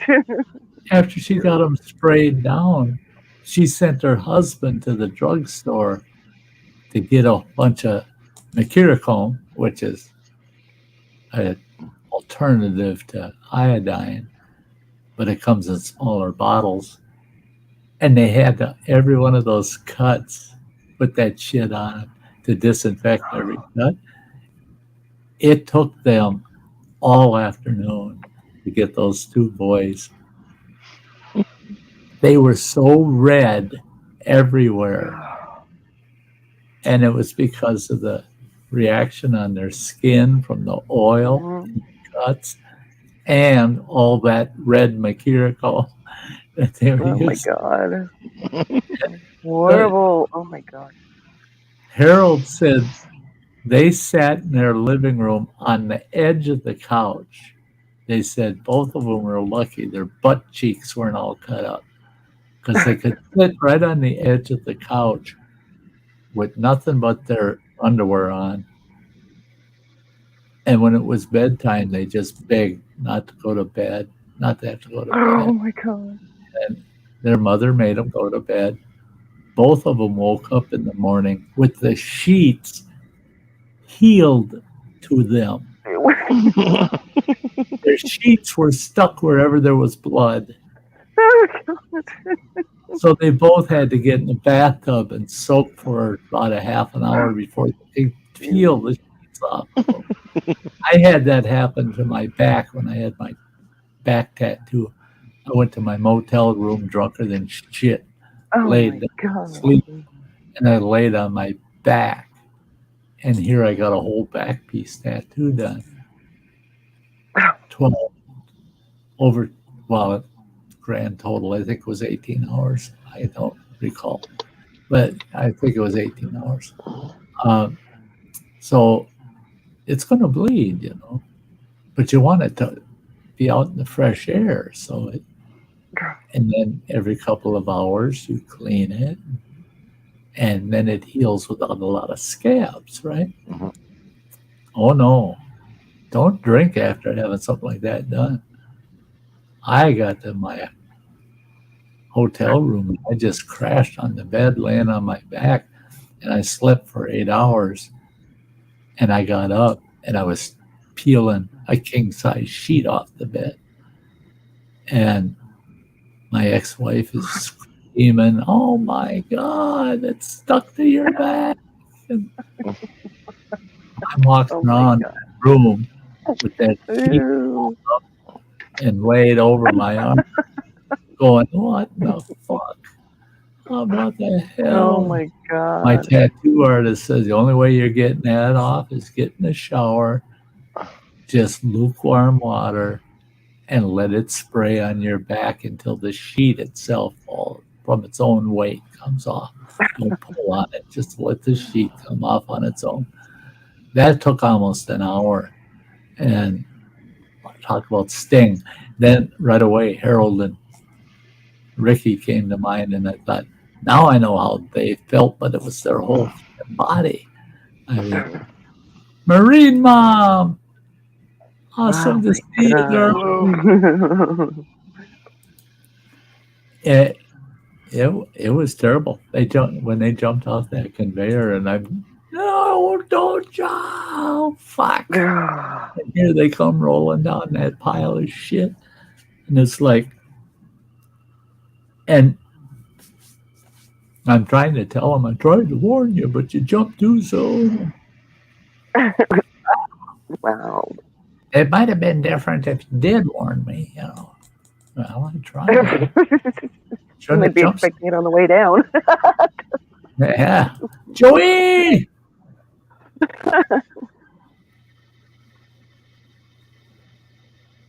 Oh, there you go. Oh, I'm good. I'm glad that my sticker reminds you of me.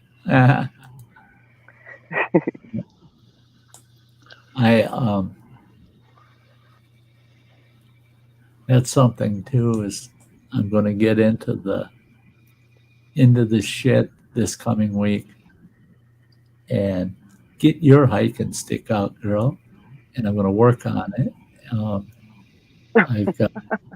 I've got some regalia that I'm attaching, because I don't know if I'll get to the point of burning anything in it. I'll see. I'll see how I feel. It's just that I'm. Yesterday was that it? No, that was on Thursday. They wanted me to write this long fucking note on for this one financial agency place. And I told them, I said, not today. I said, I can't guarantee tomorrow either. And they said, why? I said, I can't even sign my fucking name.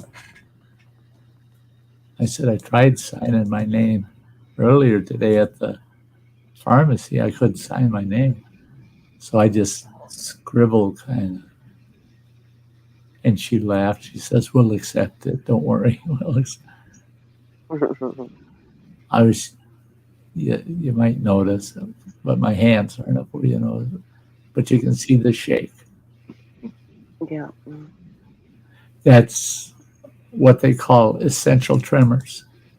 I've had them since I was 34 years old.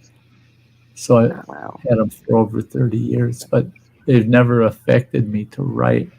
If I put a pen in my hand or grab a coffee cup, it don't matter. Now, my grandmother had advanced Parkinson's, and she really shook bad. Put a pen in her hand. The second that pen touched that paper, no shakes. It was that contact would stop the shakes, would make nerve connectings, nerve ends recognize it, and the shakes would stop. So she loved to write in her journal because she wouldn't shake, you know. With frickin' essential tremors, I get them bad enough. That's why these are my coffee cups. I gotta have a fucking sippy cup, man. But a regular cup, and I'm holding it by its handle. I'm wearing half a cup. Yeah, I only get half a cup of coffee because I end up wearing it. And it gets worse, actually, the less coffee that's in there because the splashes get bigger. When it's a lot of coffee, it's little splashes going over the edges. But when it's half a cup, it's, oh shit, that one almost hit the ceiling. So I got that's why I drink a lot of these water bottles too, is because they don't splash out of it. I have knocked a few of these over, so I should keep a cap on them. I reach for them and my hand's shaking so bad that when I get to the bottle, I knock the bottle over.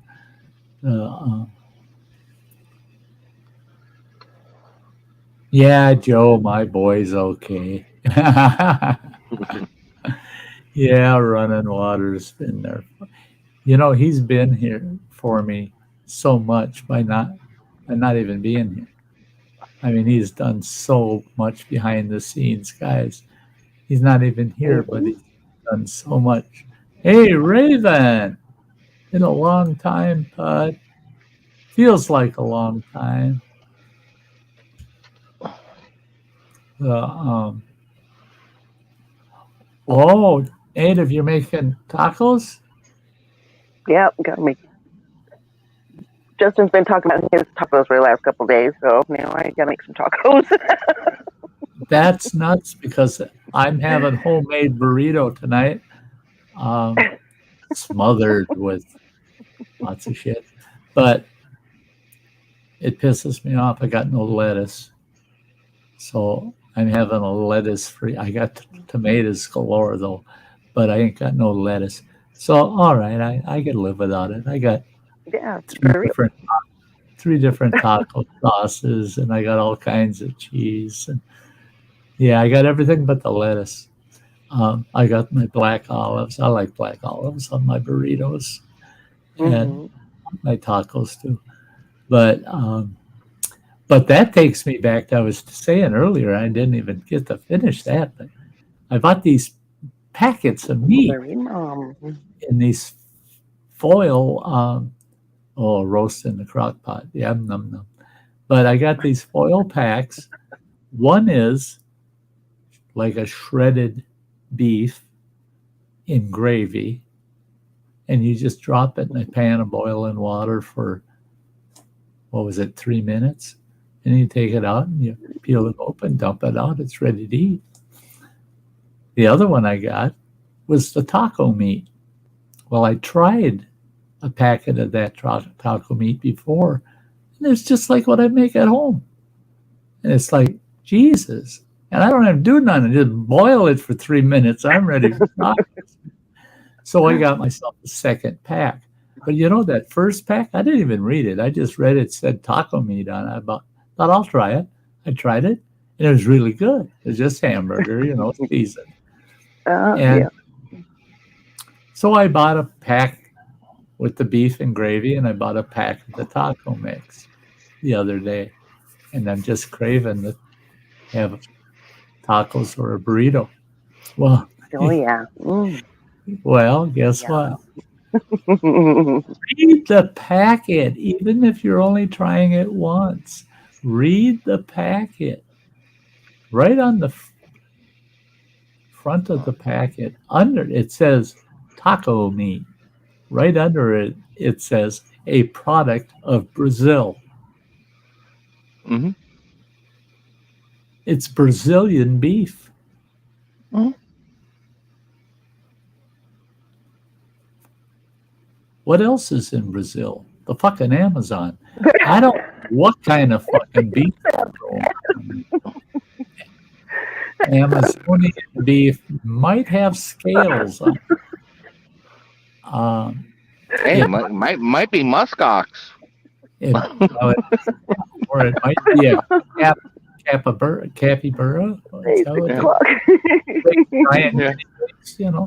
Chupacabra. No. Chupacabra.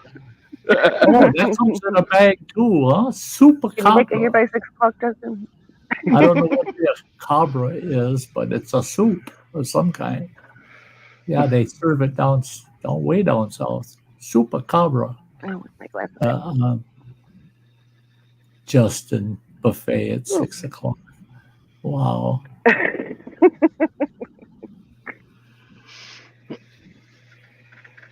There you go. Can I be there by 6 o'clock? Yeah.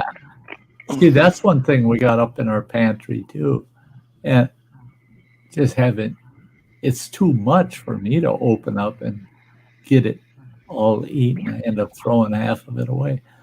Yeah. But it's there in case of emergencies, power outages, stuck at home, can't get to the store. But I got a whole bunch of cans of ground beef and just cut up beef, cans of it. And it's awesome. It's to die for. I had my partners at the camp. They said, how is it that you're having beef and gravy over home steamed new potatoes and all that? How do you do that? That you make chili and you make taco meat.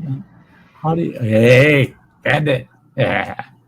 But I told them, I said, it comes out of a can. They said, you can't get beef and gravy out of a can. I said, well, you can get the beef out of a can. And I showed them what I buy. And I think it's called Heritage. But damn if that ain't good meat. You open the damn thing up and it's got a layer of fat from them cooking it. At the top of the can, you just take a knife around that, comes right off. That little cap of fat comes right off. Dump that shit in the pan, and it is awesome. It's just like you got it out of the meat market. And I've had a couple of people tell me that,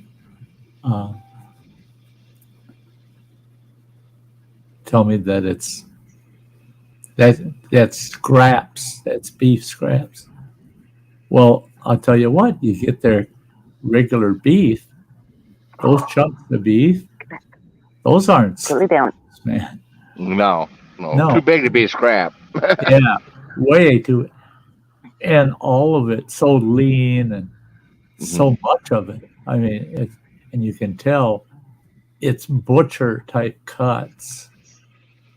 that they're making to get this beef for the cans.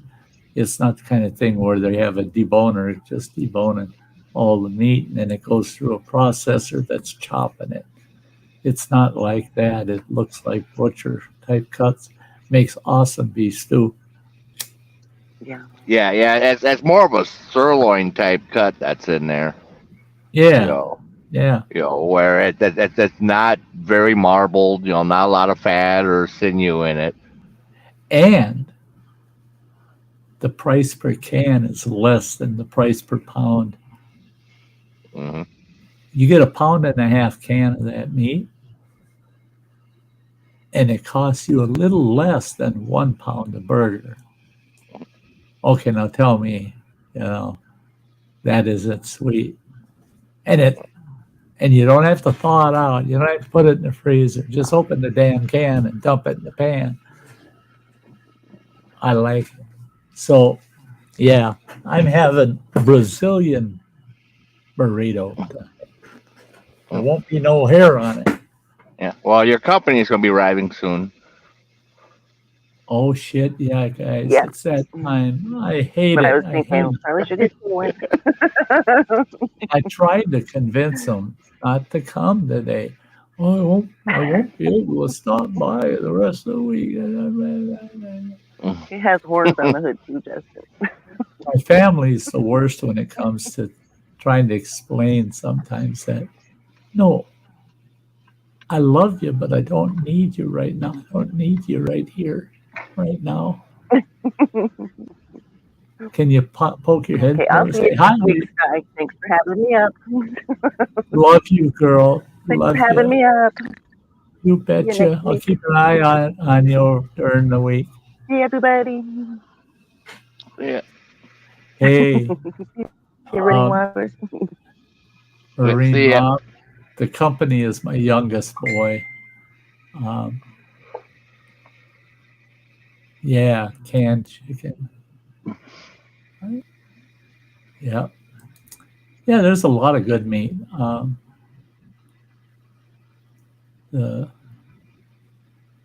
Yeah, I got my youngest boy going to walk in the door any minute. So we're going to have to wrap it up, guys. Love to all of you out there. Hey, Matt, it's great to see you. Matt J, he's been lurking. Mhm. He's been lurking. Yes, much love right back at you. At all of you. You all take care of yourselves. Running Water, you stay safe out there on the road. You know better than to not do. Yeah. I do my best. Yeah. It- Well, I don't worry about myself. It's everyone else that's out there. that's it. I was just going to say 95% of the time, it's the other guy that gets you, not you hitting the other guy. Yeah. So watch out for the other guy all week, would you? The next Sunday, guys, I don't give a shit if it's Jesus. We're not going to be interrupted. We'll let the stream go as long as I'm up to it. Okay? Promise you. So until next Sunday at 2 p.m. Central Time, this is Sty North saying bye only till Sunday. I'll see you all next week. Bye, Running Water. See ya. Oh, I'm grabbing that pretty girl in the fur coat out on the porch. Oh yeah. And I promise I won't fall down. Bye-bye.